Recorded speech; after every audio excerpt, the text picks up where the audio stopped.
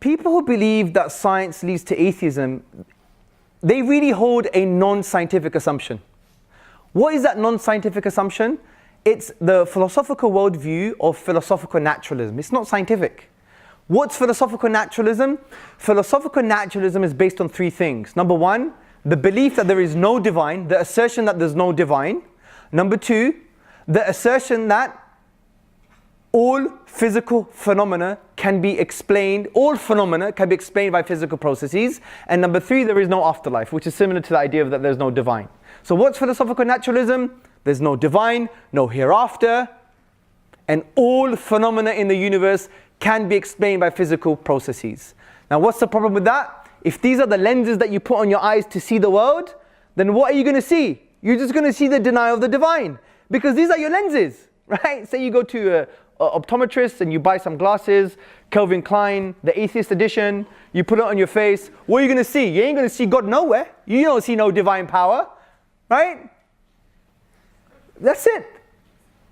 And that's why you have the likes of many scientists that, we all respect for their scientific endeavors, but frankly, they had the wrong lenses on.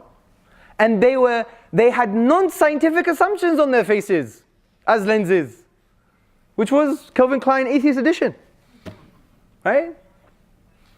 And so if you adopt that false philosophical assumption that basically is literally based on blind faith, in my view, then all you're going to see is the denial of the divine, because you started with that premise. You've put those lenses on. And even the atheist himself, Professor Michael Ruse, a very honest atheist philosopher, he says, if you want a concession, I've always said that naturalism, philosophical naturalism, is an act of faith. Faith. And that's why when you discuss with people, don't discuss the science, discuss the assumptions that people are holding, and you have a more fruitful discussion. The next part of this assumption is methodological naturalism. Now, this is not a problem for theists, especially the Islamic tradition. Now, what's methodological naturalism? It's basically the assertion that for any scientific conclusion or theory to be scientific, it cannot refer to the divine power or creativity. That's all it's saying. It doesn't say God doesn't exist. It just says, for your science to be science, for your conclusion to be scientific, for your theory to be scientific, just don't refer to God's power or divine wisdom or creativity. Now, this is not a problem for the Muslim, because the Muslim believes that the whole universe is made up of physical causes. And these are asbab in Arabic. These are causes that God has used to manifest His divine will. That's not a problem for the Muslim. But what some people do is they conflate methodological naturalism and they think it means philosophical naturalism. No, because you could be a methodological naturalist, like when you do science you don't refer to God's divine power, creativity, but you could still be a theist that believes in God.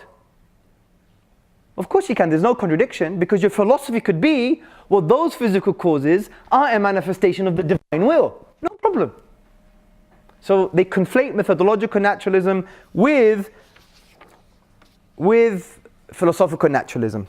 And that's why evolutionary biologist Scott C. Todd, he said, of course the scientist as an individual is free to embrace a reality that transcends naturalism, methodological naturalism in this case. So, does science lead to atheism? No. We've taken the four false assumptions, we've broken them down. So therefore, we can conclude in an intellectually healthy way that science does not lead to atheism.